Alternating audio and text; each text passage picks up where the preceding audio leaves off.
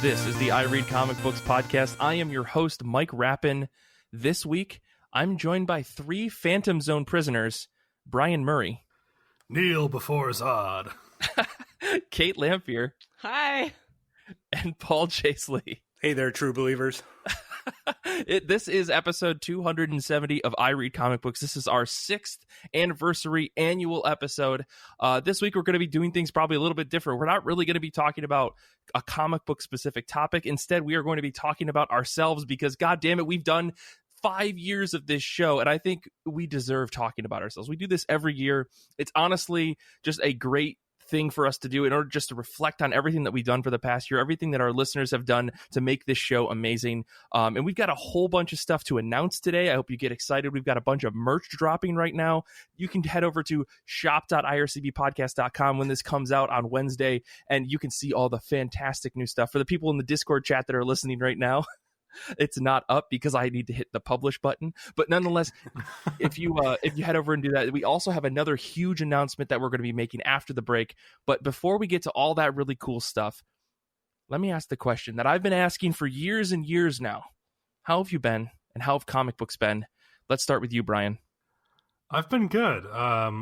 In lieu of reading my new comics that have continued to pile up over the last year or so, I did go back and reread Giant Days Volume 8, which I know I've talked about this show a million times since it came out, but it is still very good. And Volume 8 especially is, I think, like the moment that Giant Days kind of became a great emotional story for me, as opposed to just sort of like the fun slice of life book that I read. There is a big like emotional gut punch at the end of this book. And in rereading it, I remembered reading, I think it's issue 32 in single issues, and being like, no, this can't happen. Yeah.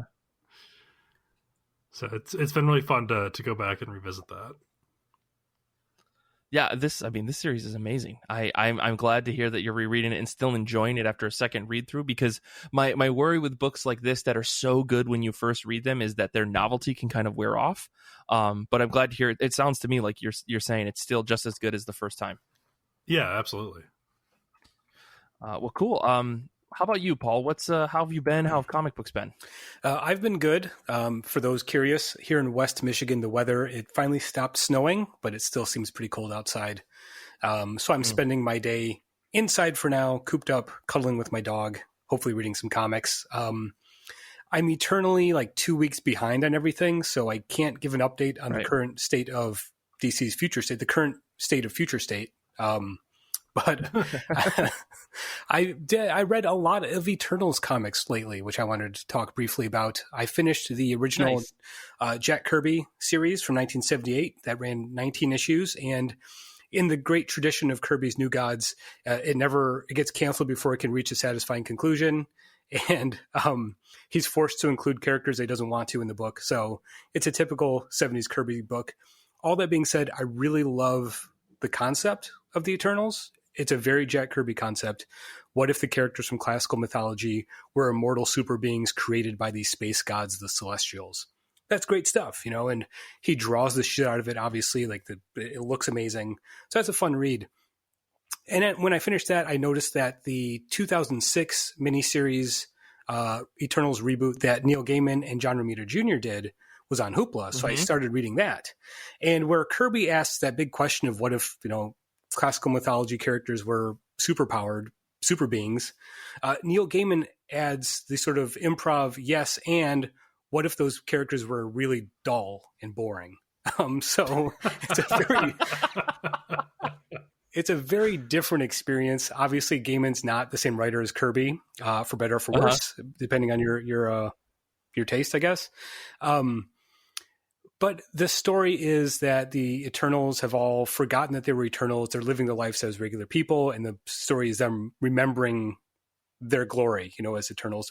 And there's so much there for Gaiman to work with. He loves mythology. He can riff on these characters from all pantheons of mythology and connect them all. but it's not doing the sort of big Kirby grandeur, obviously, that I kind of expected, which is a shame because you have John Romita Jr., who is born to draw giant space gods. Like he's the perfect guy for that. So I'm only 4 issues in. I think it's a 7-issue series, but it might turn around at the end. But so far, I'm a little underwhelmed by Neil Gaiman's take on the Eternals, I got to say. That tracks with every Neil Gaiman experience I've had. Well, I wasn't going to say it, but so far that's been my experience as well. So, on the other hand, I'll die alone on this hell if I have to. We can only have so much beef with so many creators on this show, guys. Okay, all right. Where do we draw the line? That's all I'm asking. Hey, you know what? 2021, and we're coming in hot. So that's the way to start off. All vegan beef this year. That's right. I like it. Yeah. 2021, Brian fights Neil Gaiman. Ooh. Okay. On a much different note, I also finally read Reckless, the OGN by Ed Brubaker and Sean Phillips, with colors by Jacob Phillips. Anyone that listens to the show regularly knows how I feel about Brubaker and Phillips. They can kind of do no wrong for me. It's like a brand new record by your favorite band. You know exactly what it's going to sound like when you put it on, and yet it's still satisfying. That never disappoints you. They're still doing it. I really like this new format that they're experimenting with, where instead of a serialized, issue by issue story, they're basically publishing 3 hardcover OGNs over the course of the year that'll tell the story. And I like that format because it fits what they're doing right now, especially since this book in particular feels like Ed Brubaker riffing on the crime fiction novels that he grew up reading, like stuff by Richard Stark, who created the Parker character, Jim Thompson, that kind of stuff, which I went through a period of reading myself a few years ago. So I know the beats and the rhythms of those stories. He's really nailing it and introducing a new sort of pulpy character in Ethan Reckless. It's all stuff that works for me. And you can tell Brubaker and Phillips really like that stuff too. So it's perfect, and I just want to give a special shout out to Jacob Phillips on color. I really liked his colors on Pulp, the last book that they did together. And this book is just as good. There are some really interesting choices that you don't notice at first glance, but when you kind of scan across the page, like, oh, that's a really interesting color choice. It enhances things without being distracting. And it's such a subtle, masterful touch. It's great stuff. Yeah. I can go on, and I have gone on in the past, but Brubaker and Phillips, both Phillipses working together is pretty much my jam. So obviously I loved this book.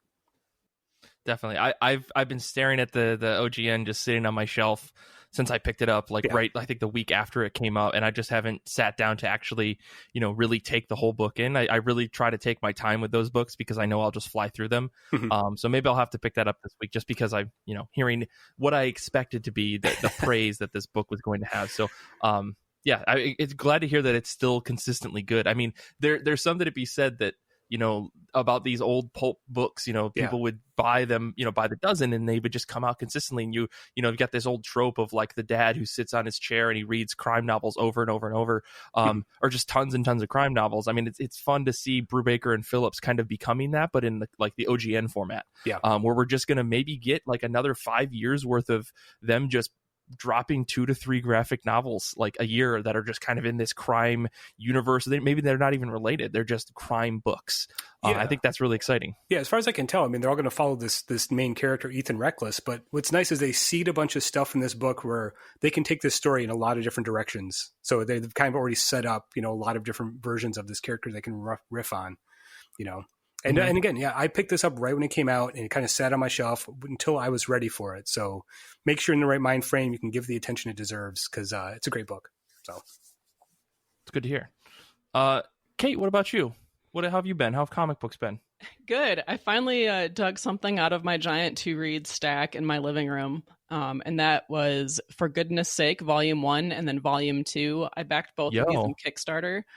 They're by Kaylin Smith, who only lives like 2 hours from me. So I became familiar with her through comic book conventions, and then also my younger brother that follows her on Twitter and everywhere else.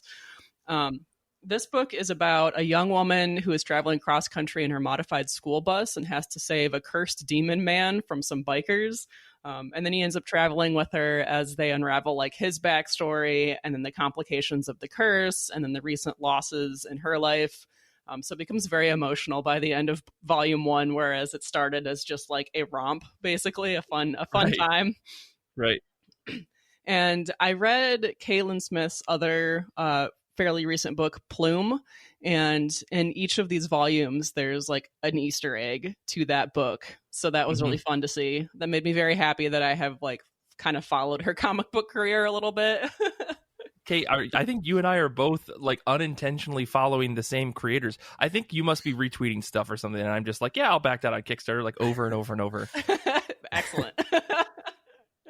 Because Plume and for goodness sake, I'm pretty sure I got like digital copies of both of those books. Yeah, I really like this creator, and she's done a few things with like slightly larger publishers, and not all of her stuff is self-published through Kickstarter. So I'm excited to see like who else she ends up working with in the future, and then also just more of what she does.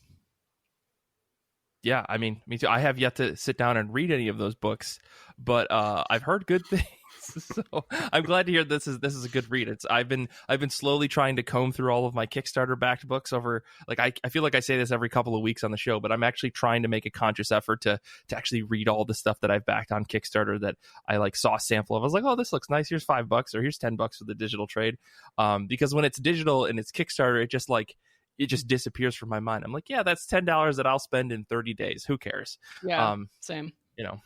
I have also been backing a couple of other things on Kickstarter, which is not like my usual thing. I don't just get on Kickstarter and back stuff, except, that one time when I did. And I keep getting emails about them. I'm like, all right, I have more books that just aren't on a shelf.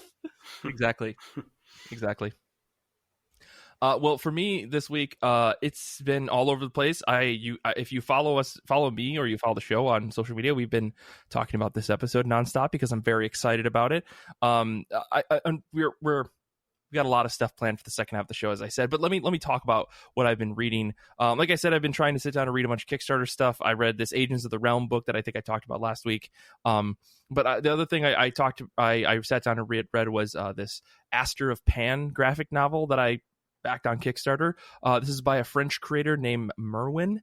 It's an OGN about the world has fallen into this dystopian state, and in order to save this small island country where our main character Pan lives, she has to participate in a dodgeball contest with other countries, particularly this one very elitist country that has they've been spending their whole lives trying to train for this thing. It feels very much like Hunger Games, but with dodgeball. And there's this very kind of fun, dynamic feel to the whole book. While it's very serious in one aspect, on the other hand, it's just the art style itself is very exciting and cartoony.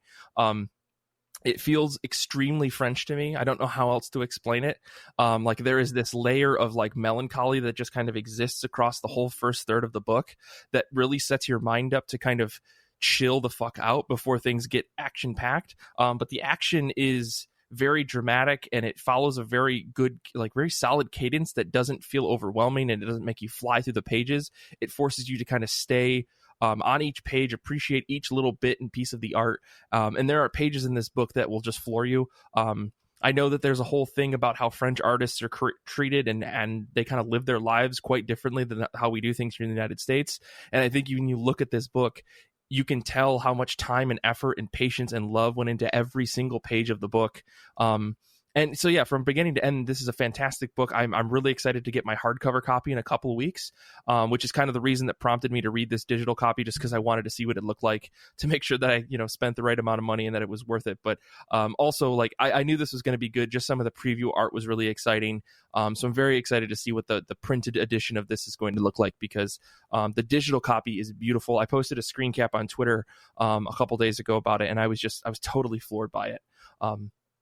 So I highly recommend it if you guys are looking for an interesting OGN from a creator, from something that you probably wouldn't have checked out otherwise. I highly recommend this Aster of Pan. It's a fantastic book.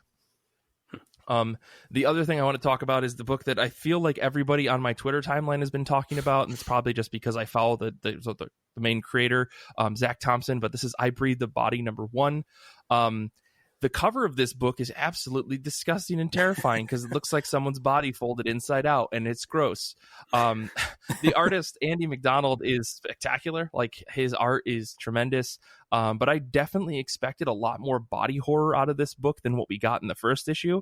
Some of the implications of what's going to happen, or our main character, whose name escapes me, his past, is implies that we're going to see some reflections back on his past that are very horrific. But the story kind of follows these two handlers of this social media giant, he's an influencer in this weird dystopian world where this company has invested on what they call human futures. And I don't know if you're familiar with like the phrase futures of something, but it's basically betting on resources to determine how much money that they can make. Like currently in California, they're betting on, or they're putting money into water futures because water is a scarcity in California. And it's very, very disgusting that people would do that. But that's the world that we live in. So this comic kind of takes that idea and puts it, moves it even further into the extreme of insanity. And overall, I feel like this story is going to be about some sort of rough human connection to the metaphysical and what is a human body and what is the value of a human in general, which is kind of scary in itself. But Zach Thompson has done things in the past that I trust him to like tell a story that's going to break me mentally, but also like make me think really hard.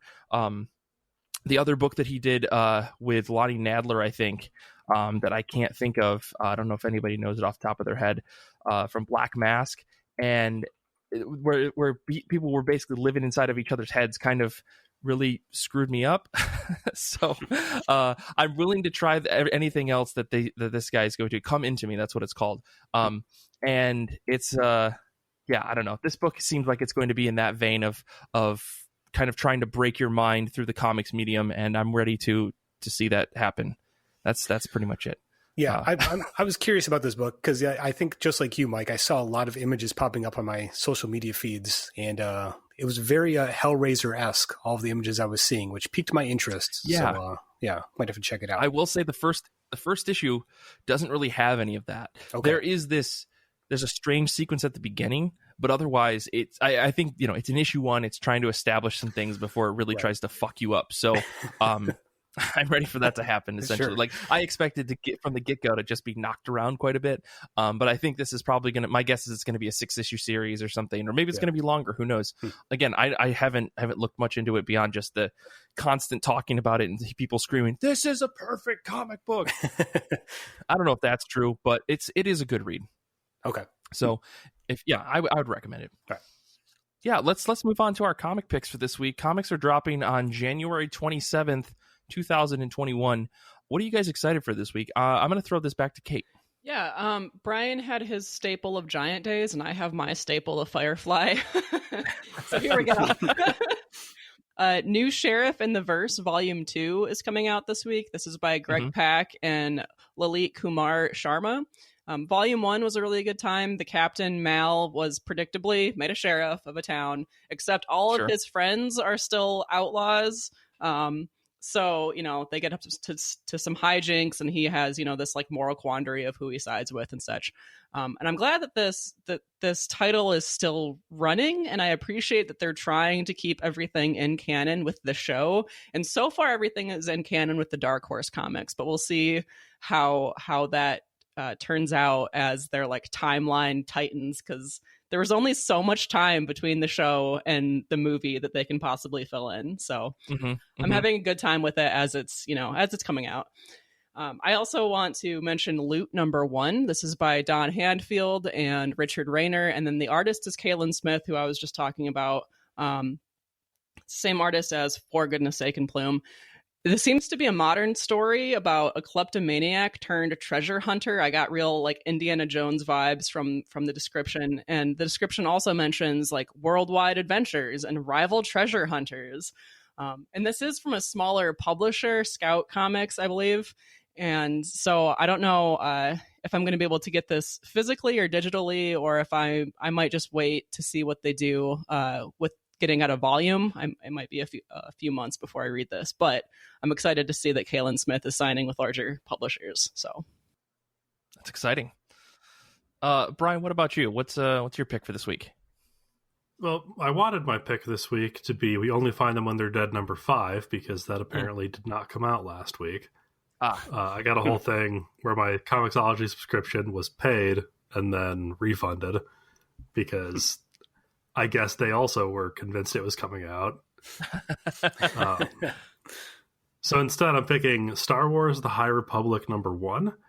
That's from written by Cavan Scott, artist Ario Anandito. And this is technically not a new comic. It's a second printing coming out this week, but I'm counting it. Mostly, I'm just excited for any Star Wars content that is not the Skywalker saga, because I want to like Star Wars again. Yeah. Like, I don't want to always be mad about Star Wars. It just seems to be what happens.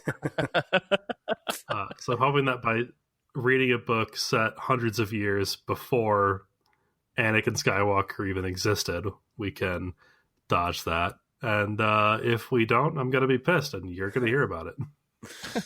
I mean, have they done time travel in Star Wars yet? I mean, it's always a possibility. I don't know. I don't actually. think so. Oh, Not yes. You know what they have. I do know they have. Okay.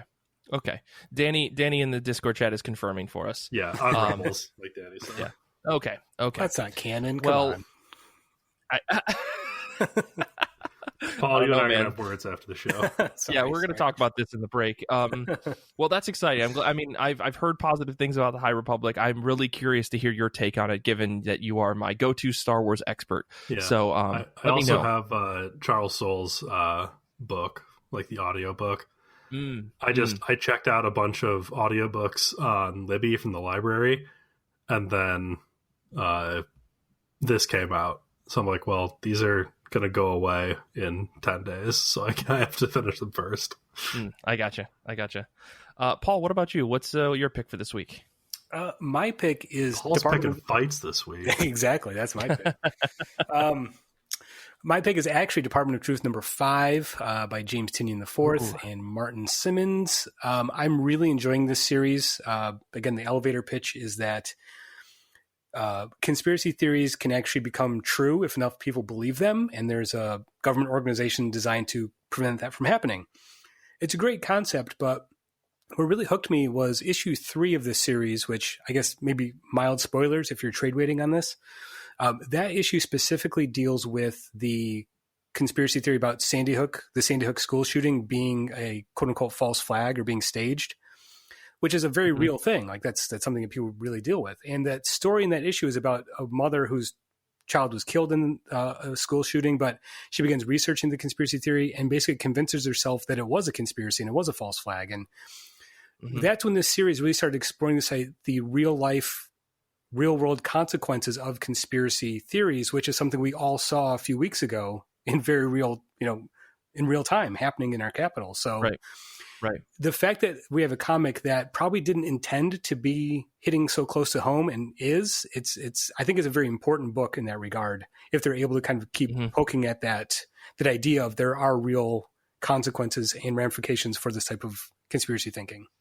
So absolutely. On top of that, it's also a really good book. I think it visually is very stunning. I like Simmons' artwork a lot. I think Tynion's a very good writer. So I also want to give a shout out to a friend of the show, Danny, for reminding me that Other History of the DC Universe also comes out this week. So that'd be my second pick. So thanks, Danny, for reminding me of that. Yeah. This book, Department of Truth, like you said, it does feel like it may become one of those very important books.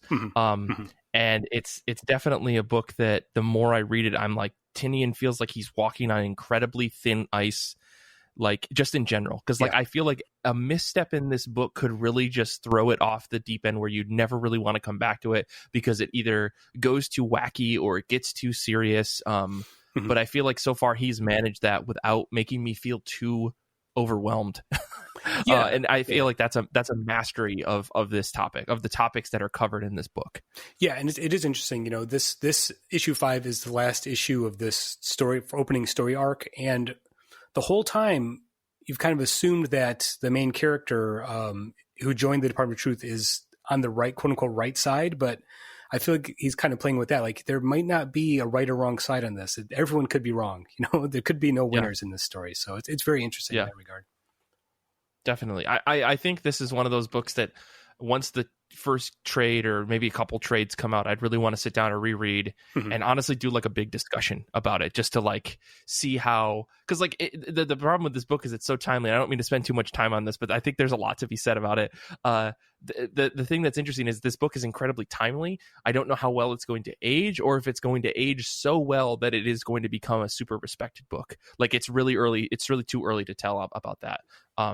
So yeah, I really want to do a reread of this to see how it feels after that initial review or reading and understanding where it's going to go, just to see how it works all together in one go. So yeah, before I go too deep into the conspiracy of the Department of Truth, I want to talk about my pick. But before I get into my comic pick, since it's 2021 and we've said this for the past couple of weeks, we're doing something kind of wild. If you share the show on social media, on Instagram, on Twitter, on whatever, and you tag us and let us know that you've been spreading the word about the show, you could win a gift card to Comixology, your local comic shop, Midtown Comics, whatever you prefer this year, because we want to help people read comic books this year. That's the whole goal. This week's winner is Kira Wolf on Instagram. Thank you so much, Kira, for spreading the word about the show and the kind words that you said in your Instagram story. We really, really appreciate it. So we'll be sending you a DM to let you know that you've won, and we look forward to see what you buy with your gift card. One other thing I want to say, some of the folks on Discord gave us their picks for this week. Specifically, Danny did. He said his pick for this week is The Other History of the DC Universe. So I'm excited for your review, Danny. I'm excited to hear what's happening there, because I know nothing about what's going on in Future State and in whatever's happening over on DC. And you're the only person I know that's reading them. You and Paul, I guess. But I trust both of you equally, I guess, is what I'm saying. Anyways, my pick for this week is New Mutants number 15. This is Vita Ayala with Rod Reese. Whatever this book is doing, I really like it a lot. The first issue of this team was incredible. I think that Vita's writing is amazing, and Rod Reese is unparalleled. There's nothing else to be said. I think they make a great combo on an X-Men book, and just to see these crazy teens doing crazy things, super duper works. And it's very refreshing given the seriousness of probably the last couple of months of X-Men. I know the X of Swords was kind of wacky, but nonetheless, this actually feels like a good New Mutant side story. This is just a team that's kind of existing versus like a core X-Men story. It's like New Mutants and Hellions kind of feel like other books. Meanwhile, like Cable and Marauders and Excalibur and stuff all feel like main X-Men books. So I'm excited to see where Magic and Cypher and Warlock and the rest of the gang go, because I think there's a really, really fun dynamic that Vita's created in this book, and I really, really like it. So, yeah, no surprise there. X-Men pick. Mike, I got to say, you picked issue 14 of New Mutants last month, and yeah, I picked up a copy of issue 14 of New Mutants based on your suggestion, and I just want to say, you owe me $4. No, I'm just kidding. No, it's I choked on my water.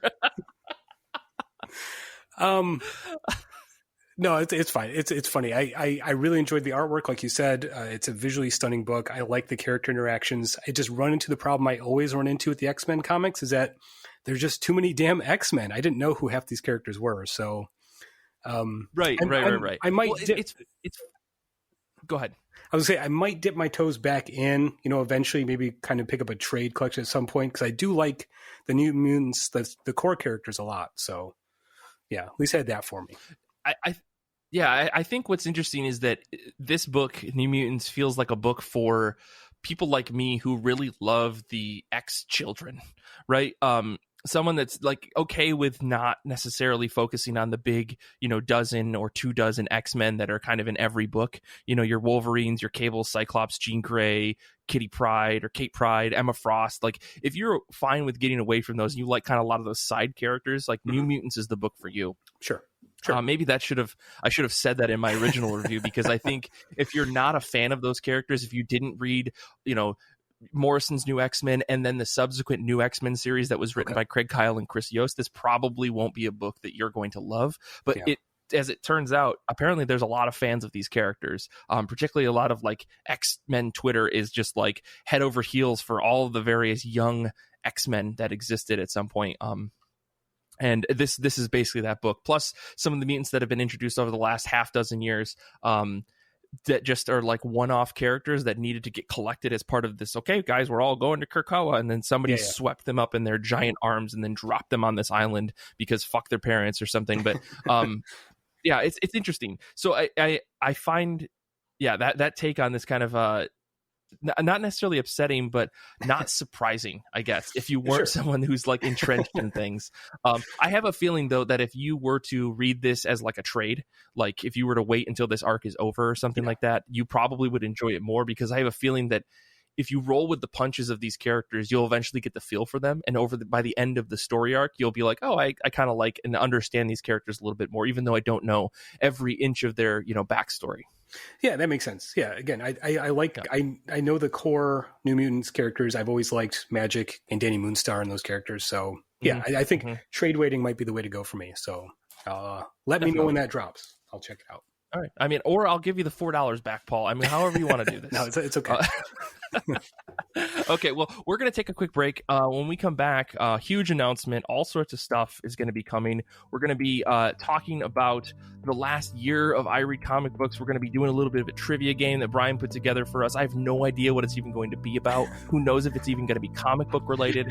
So we'll be back in just a second.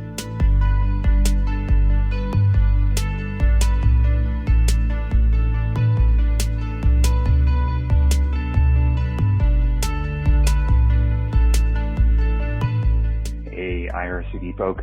This is Jeff calling. Hey, I just wanted to call to congratulate you on your 6th anniversary. That's amazing. Great job. Also calling to say thank you for the community that you've been fostering and building, especially on Discord. This past year it's been especially nice to have a place where I can come and chat with thoughtful and considerate folk about something that I really enjoy.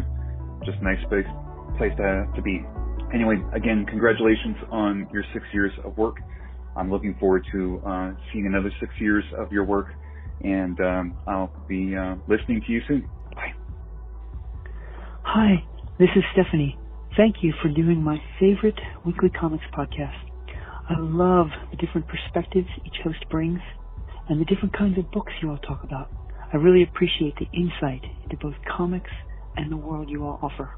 I feel included in discussions and in nerd girl culture by Tia, Kara, and all the wonderful Kates, as well as Mike's regular comments about FlameCon and the diversity of creators you bring on the show. It's wonderful to feel like there's a community for me. Thank you. And here's to a better 2021. Hey IRCB, this is Tom/Dingo wishing you a very happy 6th anniversary, and here's to many more. Slancha. Hello there, I read comic books. This is Daniel here, Danny M. I hope you guys are doing well. I'm very happy to see that the 6th annual is happening. I've been listening for a long time, maybe about 4 or 5 years now.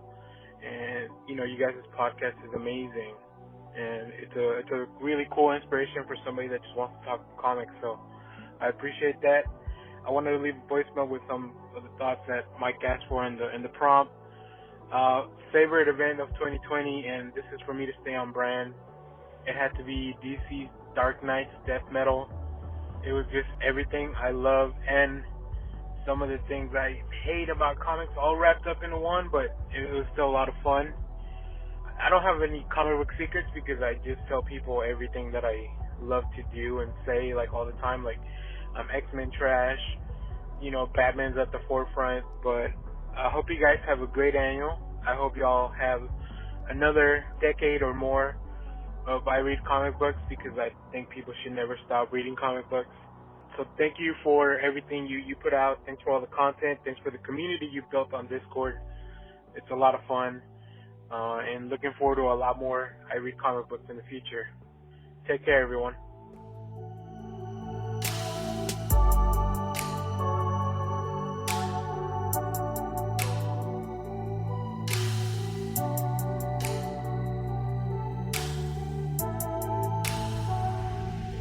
This week on I Read Comic Books, we are celebrating our 6th ever annual. This only happens once, folks.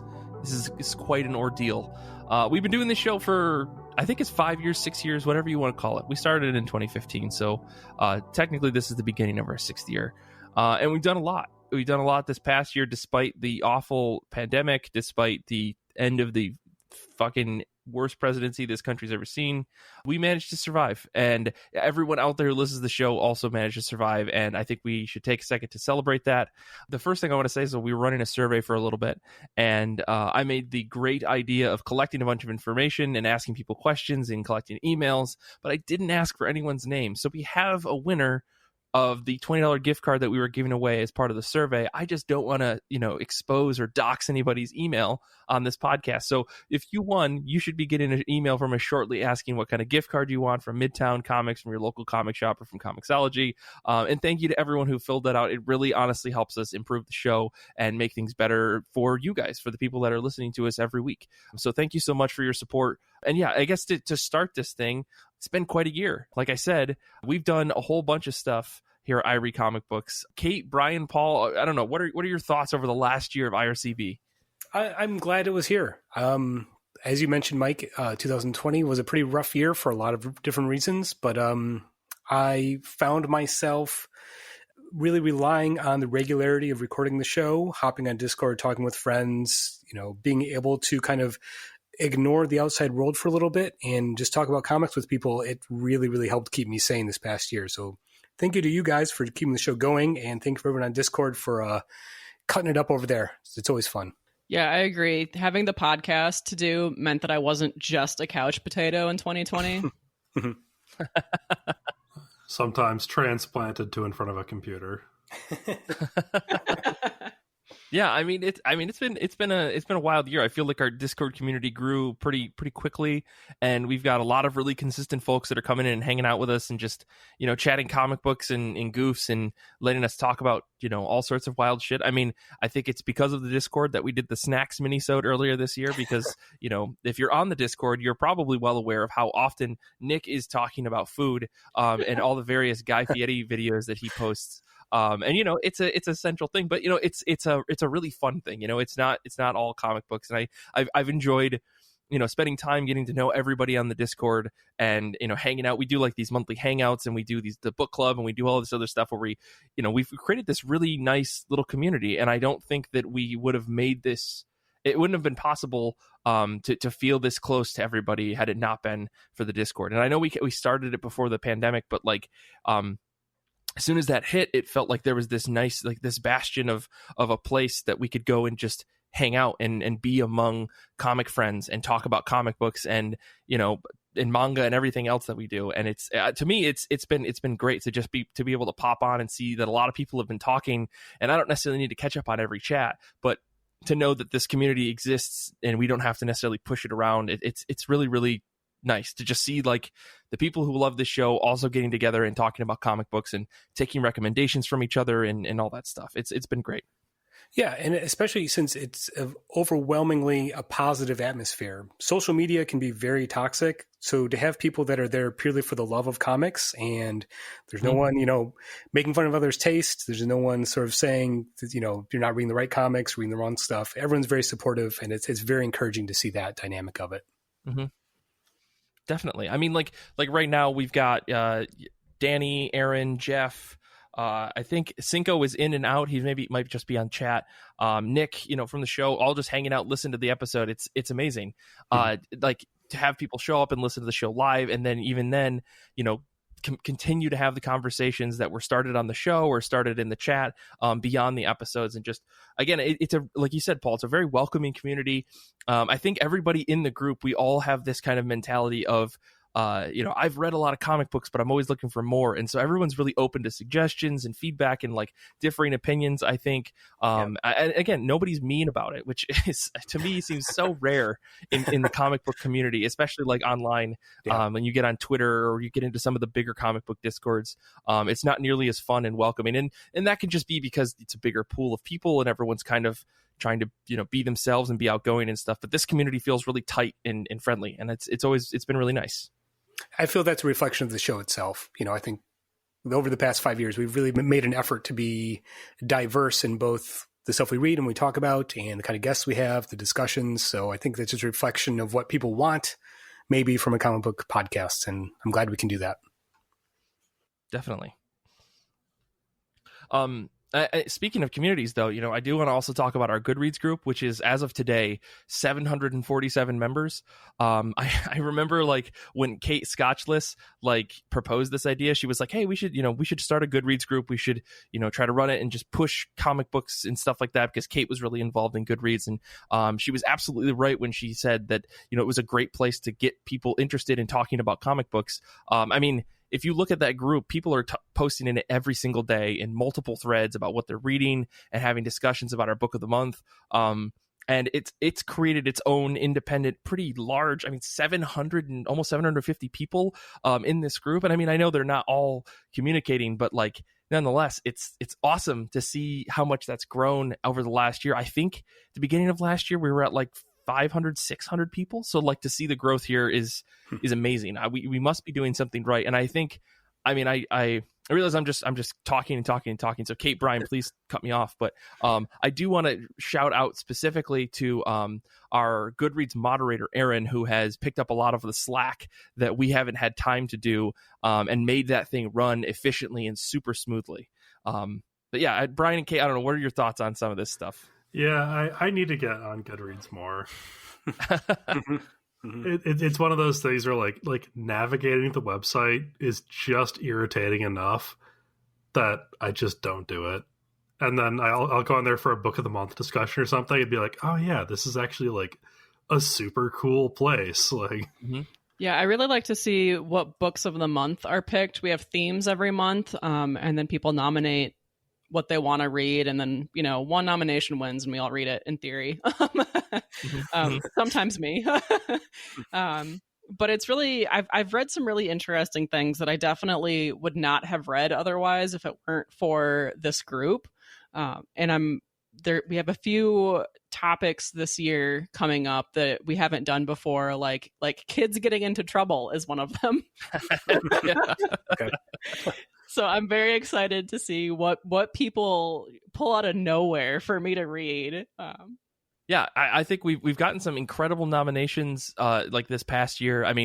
It was a lot of the books, we read. I read pretty much all of them for the book of the month, at least. I didn't read all the Goodreads reading challenge. I'll completely admit that. But I did read, I think all of the books of the month, and they were all winners. I don't think there was a bad one in the bunch. As far as those nominations were concerned, I think the people of that group who participate and vote in those polls that we get always make a good choice. There are always books that I'm rooting for. I will constantly be nominating Laura Dean Keeps Breaking Up With Me until it wins, if it fits the category. But nonetheless, we've gotten really good picks because of that. And I think if you've listened to the episodes that we've recorded on the public feed and on the Patreon feed, they've all led to really good discussions, and it's been a ton of fun to put those together. Yeah, I really appreciate all of the people that are on that group, because I know that I do not check it nearly as often as I wish I did, as I should. Mm-hmm. So I really appreciate that it's just kind of become its own community, and we, it stays positive and supportive and consistently picks good books without, us having to be on it much. It's just a good group as is. It's sort of like a sourdough starter. We just feed it occasionally, and when we need to bake something, we just break a little bit off, and there we go. I know, and at the end of the day, it's a filling thing that you can eat, and you always feel satisfied by it, right? Yeah. It's a hearty down home experience.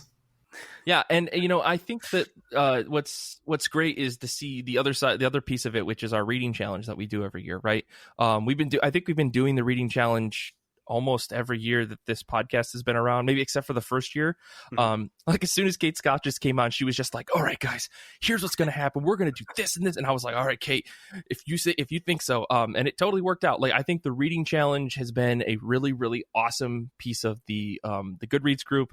I know we kind of changed the format last year to be, just the IRCB crew plus folks from Patreon. But I think that's allowed us to, or allow people to read from a very specific group of people. The whole group ended up picking a lot of really good books last year. Again, I said I didn't read the whole thing. I apologize for that. But we've got the new reading challenge coming up, and I think that like last year's reading challenge was great to see folks like complete it as the year went on. With the exception of Erin, our mod, who finished it in like 3 weeks. And I'm not trying to poke fun at her for that. I'm just like, it's so awesome to see that people are so excited to read all of these books that we picked and the folks from Patreon picked. And yeah, like there was a lot of really good books in that. And I was trying to finish it at the end of the year. I just unfortunately didn't, because I had to finish One Piece. So, sue me. Okay. But yeah, we do have the reading challenges coming up again. It's going to be dropping on February 1st, where we're going to be taking, picks from the IRCB crew as well as the folks from Patreon, and we'll be starting this new reading challenge for the whole year, which I'm really excited based on some of the picks that we have so far. It's going to be a really, really good list this year. Maybe I'll do it this year. Maybe I'll give it a shot this year. I know. Well, that's the thing. We really should try to keep that's the thing. We should try to keep ourselves honest this year and keep checking in and be like, hey, did you guys read? How far are you? We should make it like a competition to see who can read all of them, because at most it's going to be 15, 16 books. And I mean, we can swap out things. And I think people are pretty good about trying to pick stuff. And we've kind of made some rules to make sure that folks are picking things that are available digitally or via Hoopla or via some subscription or something to try to make it as accessible as possible for folks, Yeah. But, yeah, I mean, our Goodreads group is a constant thing that I'm just impressed by. Like, I love to see that community, thriving. And I think that I couldn't stop it if I wanted to, except for closing the group, and that's really, really fun to me. I couldn't stop it if I wanted to, but if I wanted to, I absolutely could stop it. Yes. I don't know. Was there anything else that you guys wanted to talk about? I mean, like in reflection, I'm just rambling here because I've got a bunch of notes, but I don't know if there's anything from the last year of IRCB that you appreciated or wanted to bring up here. It kept me reading, engaged with comics. I think it's very easy to kind of fall into a trap where I fall behind on my monthly books or I let stuff pile up. I think doing the show and talking with people on Discord, it kept me engaged and made me make sure I was reading my books and reading stuff I liked. Using comics as a distraction from everything else kind of helped in a lot of ways this past year. So, and it's nice to be able to have a hobby that you can share with other people. It's not just me reading comics by myself. It's actually having people to talk about them with. There we go. It really helped me a lot. So I just want to finish with that, I guess. Yeah. Thanks, Paul. It's nice to have a reason to like dig a little bit deeper into what I'm reading. I was an English major, and I feel like I've largely, that's not really relevant to my life anymore, but I still have that background. So I'm still able to like pick out references and foreshadowing and things like that, and I just don't, because I have no reason to now, other than yes, I rate this 4 or 5 stars on Goodreads and here's 2 sentences as to why. But with the podcast, I've got a place to put more thoughts, so it's worth having more thoughts about things, and I get more out of my reading because of that, for sure. And really just any social interaction this past year has been a blessing. Yeah. Like, I've been slowly going feral in my own home and getting voices outside of my usual, like talking to Kate or IMing the guys at work, like is always a blessing. The voices in your head are not, as entertaining as we are, Brian. Right? Yeah. No, they only talk about, like fire and murder. Wow. Okay. I don't know how to transition from that. No. But yeah, I totally agree. I think it's nice to have like a community online, like where normally you would probably go get together with friends or go out and do something, like to be able to just kind of sit down at your computer and be like, oh, there's a group of people here that I can talk to, whether it's our scheduled recordings for the show or jumping on Discord, or whatever. It like there's a group of people that there's always at least 1 or 2 people around who want to chat about comic books or chat about anything really, and I found that to be pretty nice this past year. Just like and also letting people, me basically just screaming into a microphone at people has been fun to kind of indirectly let out of a lot of frustrations. So I guess I got to thank you guys for that week in and week out. I mean, the other thing I wanted to talk about as well was, like our Patreon that we did this past year.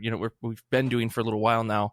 I think this was like our most ambitious year for Patreon, which wasn't a response to like being indoors or saying, hey, we've got all this free time. I think, before the end of 2019, I was kind of like, all right, I want to do a lot of stuff with the Patreon this year. And, we did. The big thing I want to talk about is our Saga of Saga series that we did, which, like, holy shit, I can't believe that we actually did it. I remember when we like wrapped up and I scheduled the last episode, I was like, fuck, it's done. Like, we did 54 plus 12 or whatever episodes. Like, I think it was like 63 episodes, 64 episodes total. Like 10, 20 minutes at a time, and which is a ton.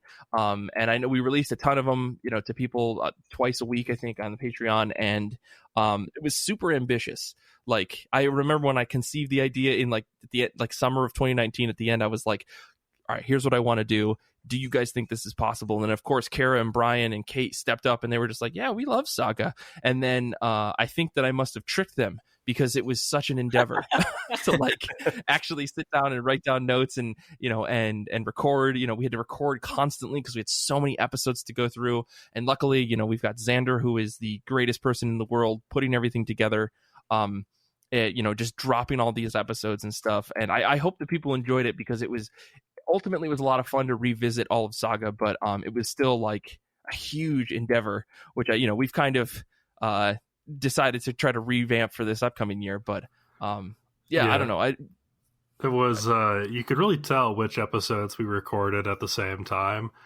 because if you were listening to them, like, you're binging the series, you'd hear us getting like more and more unstable, and then we would cut back to being like fully functional adult humans again at the next episode.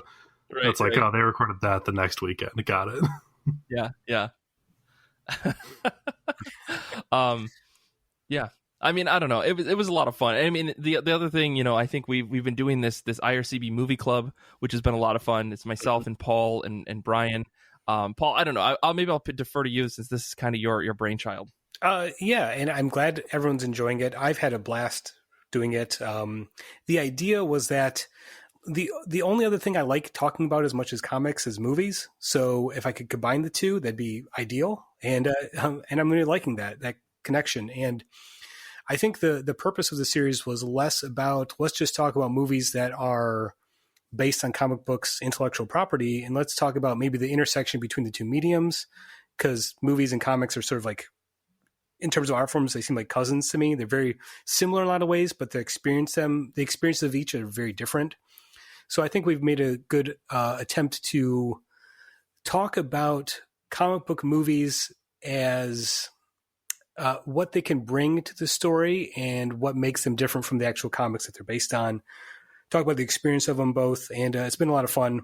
I'm a little disappointed that for our next episode, the listeners have chosen Spider-Man. I was really hoping for Batman 66, but we'll give the people what they want. I think in the last minute, I made a post on the Discord. I was like, hey, Patreon folks, if you haven't voted on yet, make sure to do this. And then I saw it tick over from Batman to Spider-Man. Next time, I just won't tell anybody about the poll, and we can just pick it. How about that? Yes, my goal in 2021 is to finally do the American Splendor episode. We're going to make that happen. But I'm glad people are voting on it. And picking movies. Hopefully that means they're engaged and enjoying it and watching movies that they haven't seen before, or watching with a new set of eyes when they go back to revisit them. I've really been enjoying the series a lot. So I don't know, Mike or Brian, do you have some 2 cents to throw in here regarding that show? No, it's a lot of fun. I enjoy being made to step outside my comfort zone a little bit. Like the documentary from 1989 that's totally escaping my... Oh, the Comic Book Confidential. Yeah. Comic Book Confidential. Yeah. Not something I ever would have read or watched on my own. And that's not to say that I loved it, but it was... it's good to be exposed to things that are outside your wheelhouse. Kind of the same way I felt about our first Goodreads episode of 2021, when Mike and I talked about why art. Yeah. Yeah, I think it's definitely been fun, because I've seen I've seen almost all of the movies with the exception of actually no, I haven't seen all the movies. It's definitely been like these are all movies that have been on my to watch list, if I haven't seen them. As someone who's just like, yeah, I should try to take in as much of this stuff as I can. So it's nice to have like this forcing factor of like the patrons get to vote on this thing and then we have to watch it. And then discuss it. And of course, like, I think the three of us come at things with kind of pretty different perspectives, all things considered, about how what we liked about things, what we didn't like about things. We can all agree that someone creating a comic book that features Mickey Mouse having sex with someone is not really interesting. Like I like that part, but at the same time, Paul, you really love Ghost World and I was not a huge fan of it. And, Brian, I think you were kind of middling on it. I can't recall. But like to see like the varying, like to hear the varying, viewpoints on it is pretty refreshing. Cause I think, we try to stay pretty positive on the show for the most part. And when it comes to movies, I think we have a little bit more elbow room to kind of be harsh on them because it's just movies, right? It's just, who cares? It's not the precious comic books that we love. So I just like the way that we've approached things. I'm very excited to see what other movies we do this year because I know we've got a whole list of things that are potential voting options coming up that are going to be really, really exciting. So it's been a blast. Yeah, I'm really enjoying it. And again, anyone listening, if you're on the Patreon or not, or on Discord or not, send us some suggestions. I'm always looking to add to our list of stuff, preferably stuff that's not always superhero adaptations. I'm looking for more obscure picks, indie comic adaptations, documentaries. Let us know what you want to hear us talk about. Yeah. Send us a message. We'd definitely be up to adding it to the voting poll because we can't make the final decision. As much as we'd like to sometimes. Yeah. So we can't do it. Yeah. Speaking of Patreon, I actually want to drop some hot news. Some of the patrons have heard about this already. I think we've mentioned it on like live recordings, like in between the actual recorded session that gets broadcast to folks. But we have a new Patreon series coming this year that is going to be dropping on January 29th, I believe. We're going to be dropping the first episode. It's very, very exciting. It's called Giant Days of Our Lives. This is a series that Kate, Brian, and Kara have been working on for a couple weeks. I should say a couple months now, as they are rereading all of Giant Days, and then they're going to be discussing it volume by volume.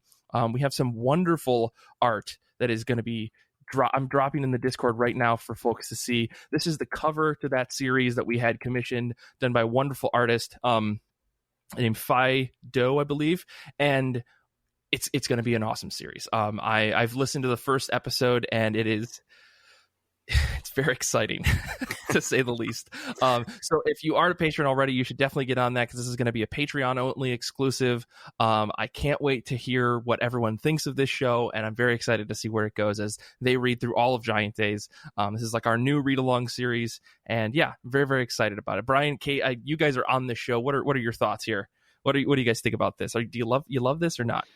I'm having a blast with it. I mean, like I said, I've got a place to put my bigger thoughts about things. This is definitely a series where I can do that. Like I can kind of deep dive into the art and the reappearing skeleton throughout the issues. And it's really nice to have people to like analyze this comic with, even though it's a day in the life comic book. It's a fun comic book, but there's still, artistic value in it. And it's nice to be able to talk about that. Yeah, I think that you, Kara, and I are all like tuned to slightly different wavelengths. So when we get together and talk about these books, you guys always notice stuff that did not stand out to me. And so I think that like having these discussions is a lot of fun. And we also are, frankly, just kind of silly. Like, yeah. we get very, very goofy on this show, and I think that is delightful. Yeah, that really suits Giant Days as a book, I think. Like, exactly. If we're talking about something more serious, I would be like, oh, maybe we should be more adult about this. But no, we're just having a good time talking about this good book. Exactly. I guess I'll finally read Giant Days. You guys made me do it. We got him, folks. Twisted my Excellent. arm. Got him. I mean, it's a lot of fun, and the series is done. So like I said, the first episode of this is going to be dropping on, let me actually double check. I said January 29th. I'm pretty sure that's right. it's dropping on January 29th on Patreon, and it's we're going to be going volume by volume. So first episode is going to be about volume 1, volume 2 is episode 2, so on and so forth. So if you haven't started reading yet, we highly recommend you read all of Giant Days and then jump into this series. It's going to be a freaking blast. I'm loving what I'm hearing so far, and plus that artwork. Like, how do we not sell this series with that artwork? I'll post a link to this in the show notes for folks that aren't on the Patreon or aren't on the Discord, but it's absolutely beautiful. So I guess I don't know. The one other thing that I did want to talk about. So I promised that I was going to be dropping a bunch of merch this week, and we are, except for some reason our big cartel website is having an issue. So it's not live today as we're recording, but it'll be up by the time this episode comes out. We're dropping a ton of new shirts and joggers, and I think we've got some other stuff that's going to be in there too, because everybody loves a good jogger, I guess. But we've got let's see, I've got the trash t-shirt that you guys may have seen if you've ever seen photos of some of the IRCB folks. We all have this t-shirt that says "We're all trash here." Now it's available to anyone who wants to get a copy of it for themselves. There is a "Comics Are Good and So Are You" t-shirt that I designed that we're putting up on the store. We've got some joggers, like I said, that just have the IRCB logo on them. There's also a jogger that we're calling Trash Joggers that have the "We're All Trash Here" logo on them. I got a sample of one of these in the mail today, and they are, or not today, but recently, and they are super warm, and the logo is huge. It's beautiful on your hip. Can't wait to see you guys get some of those. We've got a t-shirt coming out that says "Anything is possible after One Piece," which, is my own fancy little thing. I've got a t-shirt that I put together that says it's just a Jack Kirby t-shirt, which is wonderful with a crown on it. You guys will see it on the store. And then the last t-shirt we have is a t-shirt is an homage to our friend Nick, which asks the question, have you read Secret Weapons yet? So I'm really excited for you guys to check this out. If you haven't, go to shop.ircbpodcast.com. All of this stuff will be up there. Hopefully we're going to have stickers and pins available. I'm shipping them to a distribution company to get them out to people. But yeah, it's got a whole bunch of new merch. So I hope you guys check it out and really enjoy it and grab yourself something, because they're really, really fun. And I had a really good time putting them together. But yeah, that's the big announcement, the big announcements, I guess, we have for this episode. Yeah, I don't know. Anything else you guys want to talk about before we go to this game that Brian's got going? Anything in the chat you guys want us to talk about? I saw Danny ask, how is there not a Fantastic Human Being shirt? And I think that's because we don't want to give that power to the public. Can't just declare yourself a fantastic human being. Yeah, exactly. I mean, it's something that, like, if we find the right design, maybe it's something we'll put together. I'm open to all sorts of kinds of merch. So if you've got ideas, send them over to me, because anything is possible after One Piece. That's my mantra for 2021. Danny also says that Batmansplaining episode was his highlight of the year, which that was an incredible episode.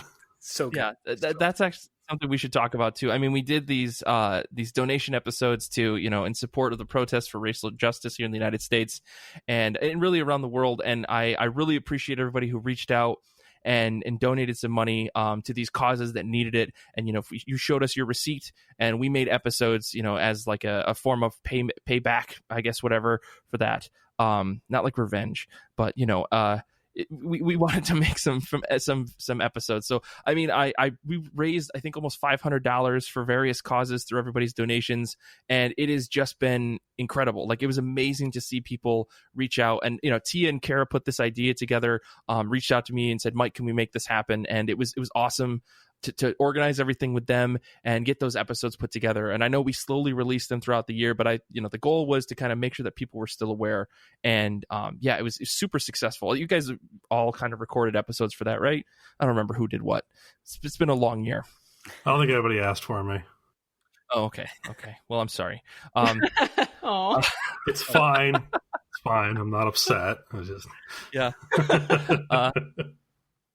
Well, yeah, I mean, we recorded some really fun episodes. We had a video game episode. We did the Amethyst episode. We did the Snacks episode, the Batmansplaining. There's a bunch of really fun stuff. Interviews with some various creators. It was really cool to just see people, especially the creators who were just like, yeah, we'll jump on board for this. So yeah, I really can't thank you listeners out there enough. Everybody who donated money. It was truly, very kind of you to do that, and work with us to make that happen. And I'm glad that, the money went to the right places for everything. And yeah, if you haven't, you should keep donating to the causes that need it, because they definitely are always in need. Yeah, I mean, let's see, other stuff from the chat that people are talking about. Nick said that having Danny on the show was the highlight of his year. Well, I have another announcement. Nick is no longer on the show because just kidding. Yeah, I don't know. It was a wild year. We did a whole bunch of stuff. We did a bunch of creator interviews with just folks from all over the board. And yeah, we've got a bunch of that other stuff coming up for this year. Like, I can say we've got a bunch of guest episodes lined up. They're not going to be full like interviews so much as this. We're going to have some folks come in who are comic book experts and just really fun people to talk to, and have them talk about comic books with us, just like a regular episode. We're aiming to do a lot of that this year. At least that's what I'm trying to do. So I'm trying to rope people in for the next couple of months. That we think are pretty good comic book experts and folks that have podcasts or creating comic books or doing other things. And we've got some really cool people lined up. I've given a little bit of a preview to some of the patrons on Discord, but yeah, it's going to be exciting. Like the next couple months, we've got some really fun guests coming on. Yeah, I don't know. I'm just going to keep talking. You guys got it. We got to move on to something else. Were there any other highlights that you guys wanted to go over for the year that you could think of if you rack your brain? I know it was fun talking to Renee about Superman. We did a mini episode together. That was always fun. I always like to talk about Superman, especially with another diehard fan. And then we had friend of the show, Amy, on way back when the pandemic shutdown first happened. It feels like 5 years ago. Yeah. That was a really fun episode too. So, yeah. I've gotten more into manga, which is partially Renee's fault and partially Mike's fault. Partially really good manga's fault. So it's been that's been a lot of fun. Well, yeah, I guess let's we got some other folks in the chat are saying, planning on going to Emerald City Comic Con and then not going. Yeah.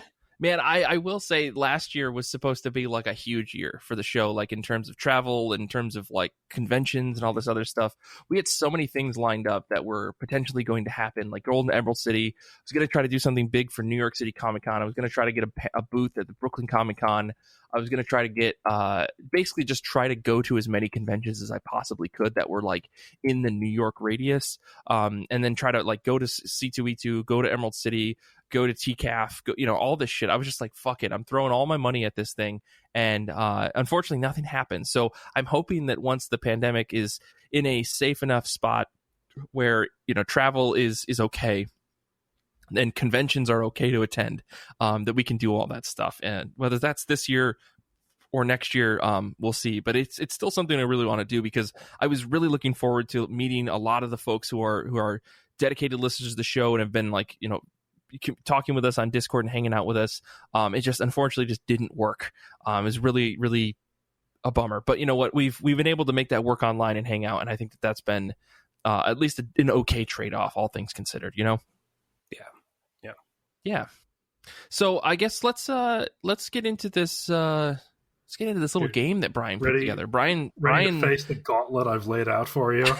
I have no idea what this is going to be. I'm very excited. Ladies and gentlemen, welcome to the inaugural IRCB Trivia Challenge. And when I say IRCB Trivia Challenge, I do not mean a trivia challenge undertaken by IRCB. I mean, this is IRCB Trivia. Oh, no. That I will be challenging my dear friends and co-hosts with. Oh, no. So just a couple of rules to get started. Uh-huh. What we're going to do is I'm going to present you with 10 multiple choice questions. Each one, you will have the ability to buzz in before I read the answers. If you're feeling confident, you can buzz in, and if you get it right, you'll receive 2 points. If you wait until I read the answers, you'll get 1 point for a correct guess. Okay. All right. The second rule is that there are going to be times when I'm going to ask you for an episode. You can either give me the episode title or the episode number. Unfortunately, I cannot accept the one where we talked about X and Y because I did not re-listen to all 260 some episodes of this podcast to prepare. Okay. If we get to a point where we think nobody's going to get it, we'll go by Price is Right rules, closest without going over. Okay. So without further ado, let's get started with question number 1. And I hope you all have your buzzers up and ready. I do. So the first question, what was the first comic pick on the show? Nobody has a guess? No guess. Wow, no. Was it A, Aliens, Fire and Stone, B, Rasputin, C, They're Not Like Us, or D, She-Hulk? All right, Mike has buzzed in. What do you got for us, Mike? I think it's Aliens, Fire and Stone. Mike thinks it's Aliens, Fire and Stone. Mike is incorrect. Son of a... Ooh. All right. Kate, you have buzzed in. What would you like to guess? I've now forgotten what you said, but it was C. Whatever C was. C, They're Not Like Us. That is correct.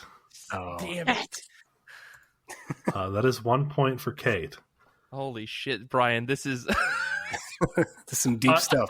Honestly, It's probably going to be really hard, and you're probably not going to know most of these. But Yeah. I had a lot of fun picking these questions. So Yeah. Nick, you're correct. That was your pick.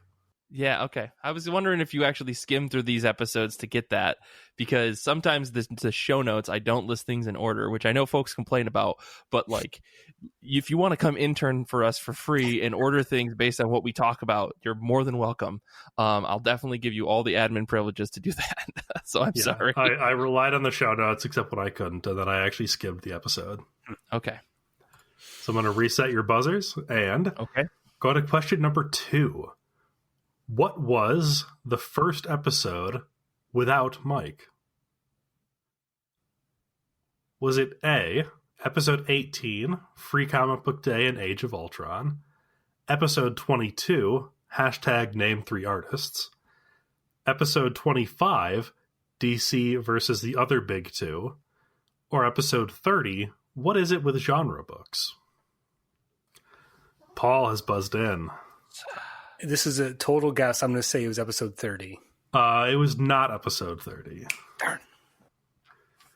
Mike, what do you got? I'm going to say was it episode 22 you said? I did say that, yes. Which one? Sorry, name 3 artists. I think that's the one. That was not the one. Fuck. Okay. You got a guess? I'm going to guess. I'm going to guess the FCBD episode, Free Comic Book Day. Okay. Amazingly, you managed to guess the 3 incorrect answers. No, what episode? What? Episode 25, DC versus the Big Two. Okay. Who was on that episode? I don't think I kept my notes from when I was putting this fine. together, so I'm not sure. That's fine. I think that might have just been... I think that was actually Paul, Nick, and John, maybe?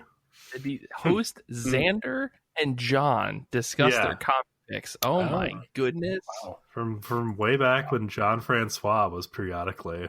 Holy smokes!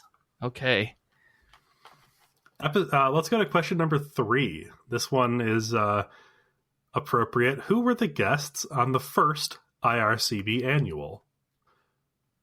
Was it A, Brian, Nick, and Paul? B, Paul, Nick, and Tia? C, Paul, Nick, Kate Scotchless, and Brian? Or D, Paul, Xander, and Nick? Buzz.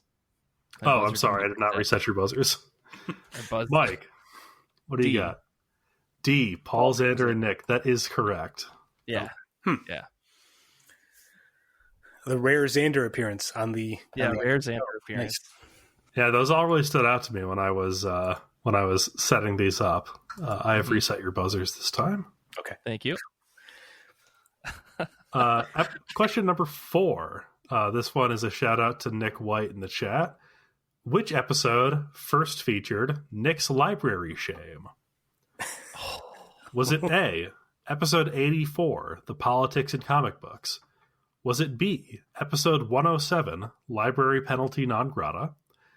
Was it C, episode 115, Kids and Their Turtles, am I right? Or was it D, episode 136, We're Getting Nick a Library Card Again? Mike. Episode 108, or whatever, the Library Non Grata. That is correct. I was hoping that one I could red herring you, make you think, oh no, it couldn't be that one. That's too easy. So okay. I feel like Ken Jennings here because I know so much about this show for the most part, just in my head in ways that like I've forgotten how to drive, but I know everything about IRCB. So I feel really bad for Paul and Kate here. It's all right. That is a good question, Danny. Looks like yes, Nick has in fact gotten a library card. So. Congratulations, Nick. Way to go. Question number 5. What was the subject of discussion when the phrase, "we're all trash here," was coined? Was it A, TV, B, fan fiction, C, movies, or D, manga? Oh, fuck. I was certain that it was X-Men.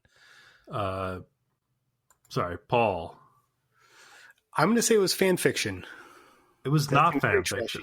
That seems like the right choice. Right. But, Kate. I'm going to go with manga. It was manga. Wow. Yeah. Okay. Everyone in the chat is very surprised that it was not X-Men as well. So, Brian, stop gaslighting us. This is another one that might surprise you. Question number 6. Which episode was the origin of Mike Rappin, Art Historian? Was it A, episode 117, special guest Matt Horak? Was it B, episode 128, as someone who went to the Louvre? Was it C, episode 131, Pride and Joy, Shame and Scandal? Or was it D, episode 134, Goodreads Pick of the Month, The Long Halloween? These guys buzzed in quicker than I did. Holy smokes. Oh, wow, yeah, you just all buzzed in at the same time. Yeah. Paul, you're first. It seems obvious, but I'm pretty sure it's when Mike went to the Louvre. Whatever it is, in fact, when Mike went to the Louvre. That's another one of those where I was hoping you'd think it was too obvious. I was going to say Matt Horak episode. Like, I might have said some dumb shit on that interview, so I don't know. Oh, man. I mean, and that's where we got our infamous fan art by, fan of the show / guest of the show, Danny Martinez. That's right. It's beautiful. I want to print that out. Get that tattooed on my back. Thank you, Danny. Appreciate that. Question number 7. And this time I'm not going to give you the multiple choice. I think it's going to be more fun this way. Oh, no. So just buzz in and give me your best guess. Whoever's closest without going over will get the point.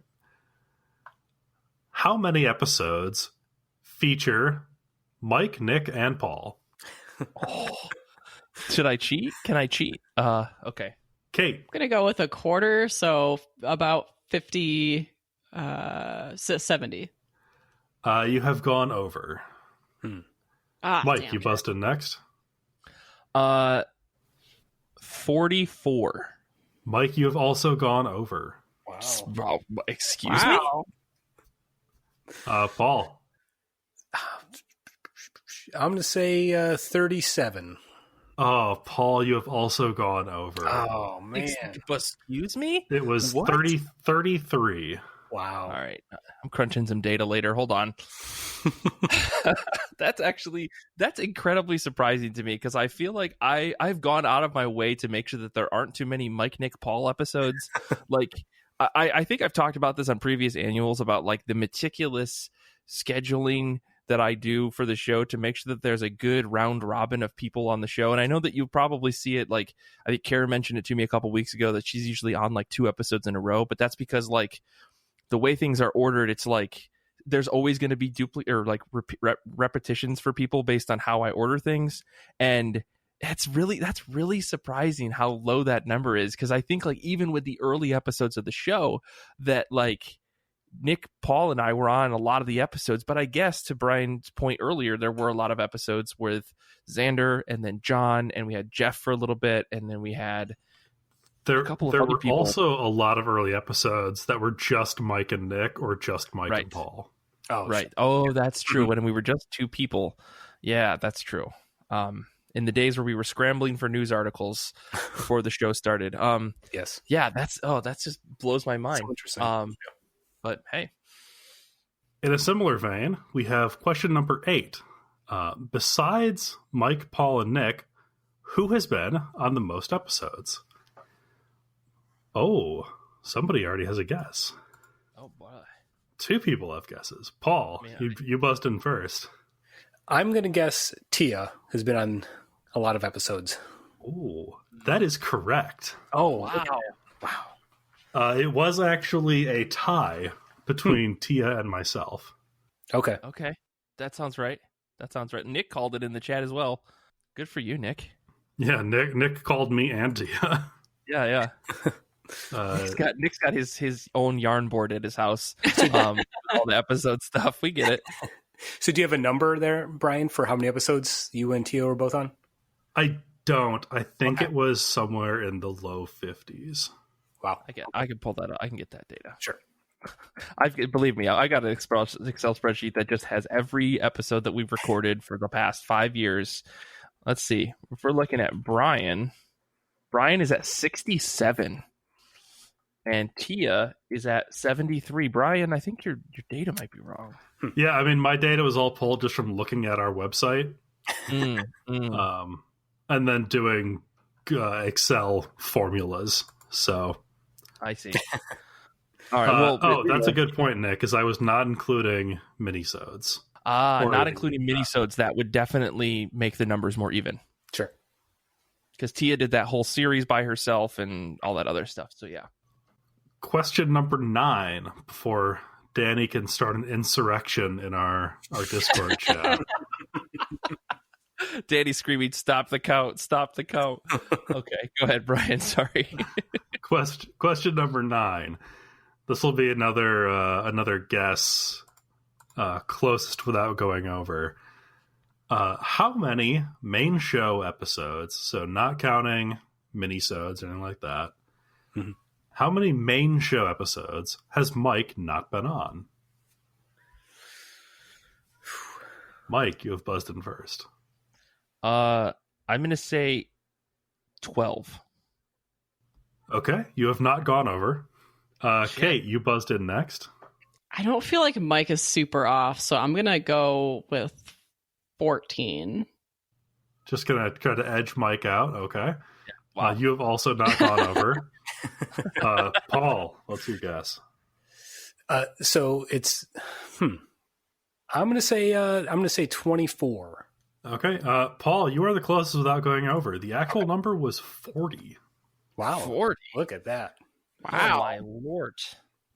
I mean, Mike, you're always on the episode. You're always there in spirit. So I don't know. I question the validity of that question. I see.